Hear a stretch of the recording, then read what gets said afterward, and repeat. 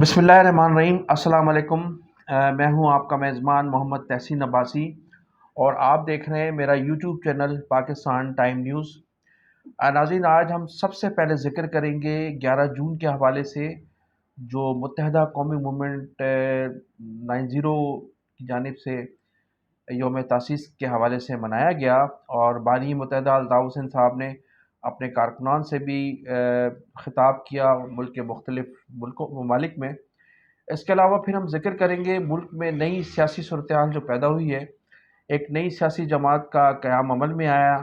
जो peoples party के chairman Asif Ali Zardari एक तवील अरसे के बाद लाहौर तशरीफ़ लाए और लाहौर तशरीफ़ लाने के बाद उन्होंने एक कुछ अर्सा क़याम किया। अपनी पार्टी की असर-ए-नौ जो है वो लोगों को शामिल किया पार्टी में, बहुत से लोग उनकी मौजूदगी में पार्टी में शामिल हुए। फिर एक यकायक जो है वो दुबई रवाना हो गए। फिर मैं ज़िक्र करूँगा कि सानह 9 मई के बाद जो हमारे इदारों ने फ़ैसले किए हैं,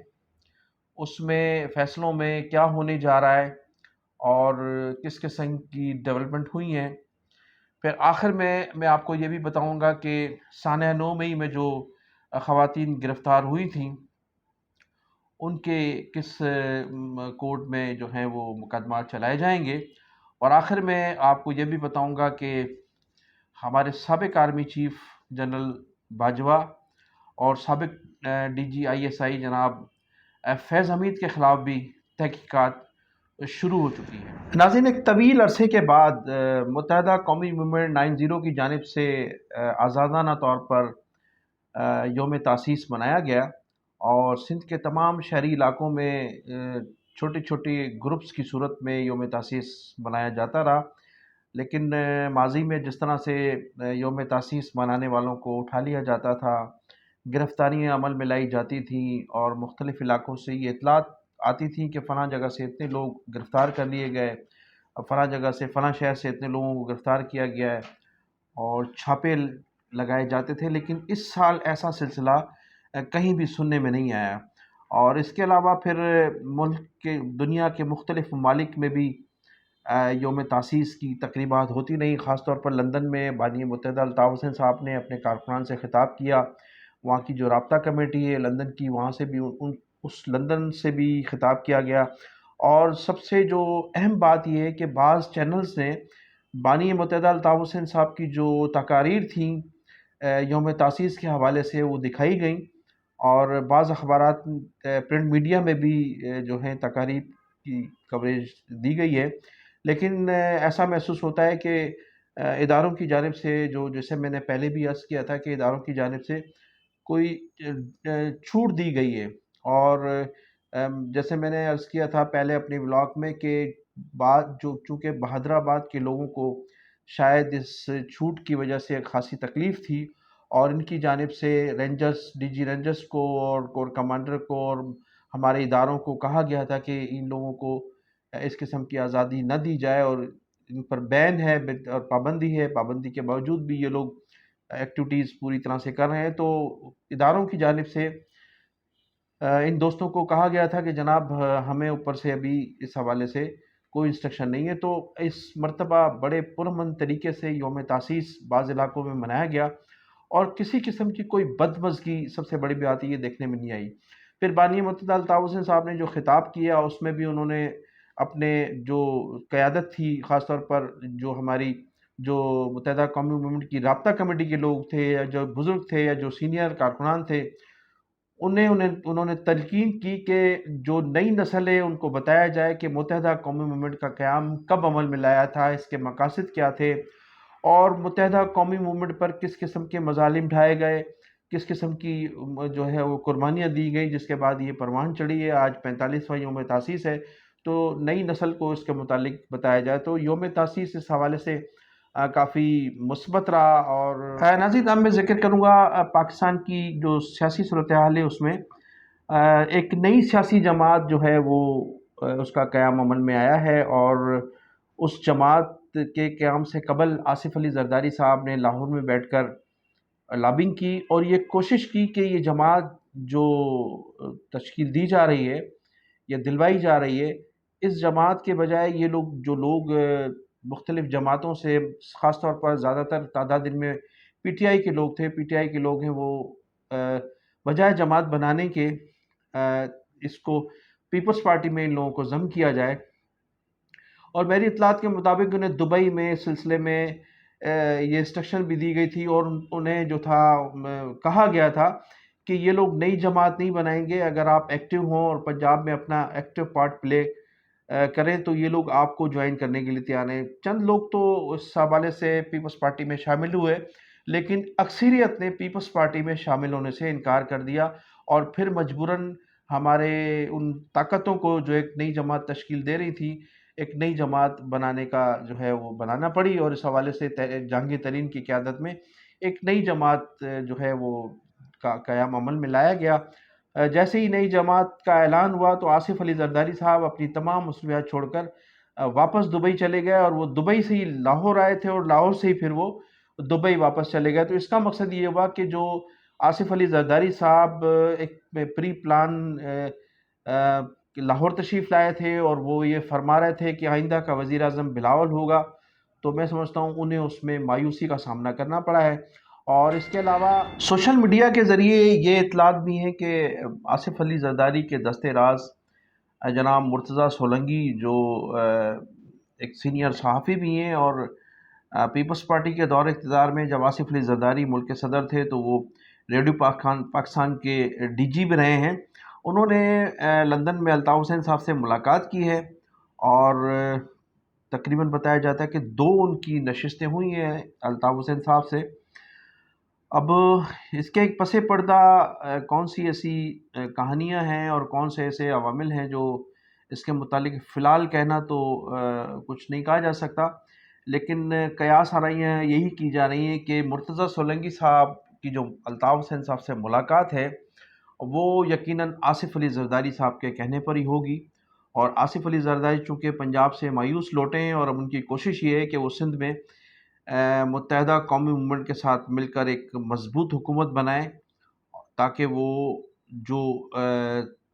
حکومت بننے جا رہی ہے مستقبل میں عام انتخابات کے بعد، اس کو ٹف ٹائم بھی دے سکیں، اور تاکہ سندھ ان کے ہاتھ سے بھی نہ جا سکے۔ تو اس حوالے سے مرتضیٰ سولنگی صاحب کی بانی متحدہ الطاف حسین صاحب سے ملاقات ہوئی ہے،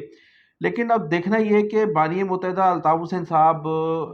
آئندہ مستقبل میں پاکستان پیپلز پارٹی کے ساتھ چل سکتے ہیں یا نہیں، کیونکہ گزشتہ 15 سالوں میں پیپلز پارٹی کی حکومت نے شہری حلقوں کو تو خاصا مایوس کیا ہے، اور شہری حلقے کسی بھی صورت میں پاکستان پیپلز پارٹی کو قبول کرنے کے لیے تیار نہیں ہے۔ لیکن اب آگے مستقبل میں سیاسی صورتحال کیا ہوتی ہے یہ آنے والا وقت ہی بتائے گا۔ ناظرین، اب میں ذکر کروں گا 9 مئی کے بعد جو سانہ 9 مئی کے بعد جو ہماری اداروں نے اس حوالے سے تحقیقات کی ہیں، اور ان تحقیقات کے بعد جو حقائق منظر عام پر آئے ہیں، سب سے پہلے تو میں ذکر کروں گا کہ پنجاب میں 56 جو ہے 56 بیوروکریٹس کے خلاف تحقیقات شروع ہو چکی ہے، اور بہت جلد نہ صرف یہ جو 56 افسران ہیں ان کے خلاف کارروائی عمل میں لائی جائے گی۔ اس کے علاوہ کچھ فوجی افسران بھی ہیں، بتایا جاتا ہے کہ 180 سے زیادہ جو فوج سے تعلق رکھنے والے لوگ ہیں ان کے خلاف بھی تحقیقات کا آغاز ہو چکا ہے، اور ممکن ہے کہ ان تمام لوگوں کے خلاف ملٹری کورٹس میں جو ہے وہ مقدمات چلائے جائیں گے۔ پھر ایک خوشائن بات یہ بھی ہے کہ ڈاکٹر یاسمین راشد کے علاوہ جتنی بھی خواتین گرفتار ہوئی ہیں سانہ 9 مئی کے بعد، ان تمام خواتین کے جو مقدمات ہیں وہ سول کورٹ میں چلائے جائیں گے، اور ڈاکٹر یاسمین راشد جو ہیں ان کا مقدمہ جو ہے وہ ملٹری کورٹ میں چلایا جائے گا۔ ایک اہم اطلاع یہ بھی ہے کہ جو ہمیں ذرائع نے بتایا ہے کہ دیار غیر میں جو 31,000 لوگ ایسے جو ہیں وہ نامینیٹ ہوئے ہیں، اور ان کو سوشل میڈیا کے ذریعے ان کی تصاویر کے ذریعے ان کی جو ہے تحقیقات ہوئی ہے، اور انہیں نادرا کے ذریعے پہچانا گیا ہے۔ ان 31,000 لوگوں کے نہ صرف شناختی کارڈ بلاک کیے جا رہے ہیں بلکہ ان کے پاسپورٹ بھی کینسل کیے جائیں گے، اور یہ 31,000 لوگ اب کبھی بھی پاکستان نہیں آ سکیں گے۔ ان 31,000 لوگوں میں جو سب سے زیادہ تعداد ہے وہ برطانیہ میں ہے، Canada, America, Qatar, you a E, Saudi Arab, Germany, France اور اٹلی، ان ممالک میں وہ 31,000 لوگ قیام پذیر ہیں جنہوں نے عمران خان کی حکومت کے بعد جس قسم کی طوفان بدتمیزی کی ہے، قومی پرچم جلائے گئے ہیں، پاسپورٹ جلائے گئے، شناختی کارڈ جلائے ہیں مختلف مواقعوں پر، اور پاکستان کے خلاف اور حکومت ریاستوں کے خلاف، ریاست پاکستان کے خلاف جس طرح سے ان لوگوں کی پروپیگنڈا رہا ہے، اور اس ریاست لوگوں کو کہ جو ڈیٹا نکالا گیا ہے اس میں نادرا کے ذریعے ان کے تمام شناختی کارڈ بھی کینسل کیے جا رہے ہیں، اور تمام ان کے پاسپورٹ جو ہیں وہ بھی کینسل کیے جا رہے ہیں۔ میں نے ایک مرتبہ پھر آپ کو بتا دوں کہ یہ کبھی بھی پاکستان نہیں آ سکیں گے۔ پھر آپ کو یہ بھی بتاؤں کہ جو سانحہ 9 مئی تھا اس میں اس حوالے سے، اس سانحے کے حوالے سے آپ کو کچھ تفصیل بتاتا چلوں کہ اس میں حماد اظہر صاحب کی جو ٹیلی فون کالیں تھیں، ان کے فون سے جو کالیں ہوئیں وہ 10 کالیں کی گئی ہیں، اور لوگوں کو بلایا گیا ہے کور کمانڈر ہاؤس پر حملہ کرنے کے لیے، جی ایچ کیو پر حملہ کرنے کے لیے انسٹرکشن دی گئی۔ ان کے فون نمبر 0345841500 سے 10 کالیں کی گئی ہیں۔ پھر یاسمین راشد صاحبہ کی جو ٹیلی فون نمبر ہے 030044444609 سے تقریباً 41 کالیں کی گئی ہیں، اور لوگوں کو بلایا گیا ہے کہ آپ نے کور کمانڈر ہاؤس پر حملہ کرنا ہے، وہاں احتجاج کرنا ہے۔ اس کے علاوہ 75 کالیں محمود رشید کے ٹیلی فون نمبر 030084777688 نمبر سے کالیں کی گئی ہیں کارکنان کو، اور ان کو ترغیب دی گئی ہے کہ کس طرح سے آپ نے احتجاج کرنا ہے۔ اس کے علاوہ 50 کالیں اعجاز چودھری کے فون نمبر 0300441727 سے کی گئی ہیں، اور کارکنان کو جو ہے وہ مشتعل کیا گیا ہے۔ میاں اسلم کے ٹیلی فون نمبر 030044787182 نمبر سے 9 مئی کو 16 کالیں کی کارکنان کو ترغیب دی گئی کہ کس طرح سے انہیں پہنچنا ہے۔ مراد راس اس کی جو اس وقت پارٹی بھی چھوڑ چکے ہیں، 23 کالیں کی گئی ہیں، ان کا نمبر ہے 0333354141۔ ان لوگوں کی نہ صرف کالیں ٹریس ہوئی ہیں بلکہ ان کی کالوں کا جو ڈیٹا ہے وہ منظر عام پر آ گیا ہے، اور ان کالوں سے باقاعدہ کارکنان کو ترغیب دی گئی کہ کس طرح سے کور کمانڈر ہاؤس پر حملہ کرنا ہے، کس طرح سے ہمارے جو عسکری جو ہے آفس ہیں، خاص طور پر جی ایچ کیو پر جن لوگوں نے حملہ کیا، ان تمام ان فونوں سے ان تمام جو ٹیلی فون ہیں ان سے لوگوں کو انسٹرکشن دی گئی، اور لوگوں کو کہا گیا کہ کس طرح سے آپ کو کہاں پہنچنا ہے اور کس طرح سے ان پر عمل درآمد کرنا ہے۔ تو یہ تمام لوگ، اس میں سے کچھ لوگ تو مراد راس پارٹی چھوڑ چکے ہیں، ان میں کافی لوگ گرفتار بھی ہیں، اور یہی وجہ ہے کہ یاسمین راشد جو ہیں، ڈاکٹر یاسمین راشد جو سابق صوبائی وزیر صحت ہیں پنجاب کی، وہ خاتون ہوتے ہوئے ان کے خلاف مقدمہ ملٹری کورٹ میں چلایا جائے گا، جبکہ تمام خواتین جو گرفتار ہوئی ہیں سانحہ 9 مئی میں، ان تمام خواتین کو جو مقدمات ہیں وہ سول کورٹ میں چلائے جائیں گے۔ ناظرین، انتہائی باوثوق ذرائع سے ہمیں یہ بھی اطلاعات ملی ہیں کہ سابق chief of the army staff general Bajwa صاحب اور سابق D G I S I فیض حمید کے خلاف بھی تحقیقات کا آغاز کر دیا گیا ہے، اور تحقیقات کے دوران ان دونوں جو فوجی افسران ہیں ان کی جو تمام براعت ہیں وہ معطل رہیں گی جب تک ان کی تحقیقات مکمل نہیں ہو جاتی، تو ان سے تمام اعزازات اور واپس لے لیے جائیں گے۔ تحقیقات مکمل ہونے کے بعد پھر اگر کوئی ملوث پایا گیا تو ان کو سزا بھی ہو سکتی ہے، کورٹ مارشل بھی ہو سکتا ہے۔ اور پھر ایک خبر یہ بھی ہے کہ فیض حمید صاحب کے خلاف ایک 65 ارب روپے کی بھی تحقیقات کا آغاز ہونے جا رہا ہے، اور چونکہ ان پر یہ کچھ ثبوت ہمارے اداروں کے پاس موجود ہیں کہ انہوں نے اپنے عہدے کا ناجائز فائدہ اٹھاتے ہوئے 65 ارب روپے کی کرپشن کی ہے، اور اس حوالے سے بھی تحقیقات کی جا رہی ہے۔ ناظرین، میں آخر میں آپ کو بتاؤں گا کہ چیف جسٹس عمر بندیال صاحب کی جو صاحبزادی ہیں سحر بندیال،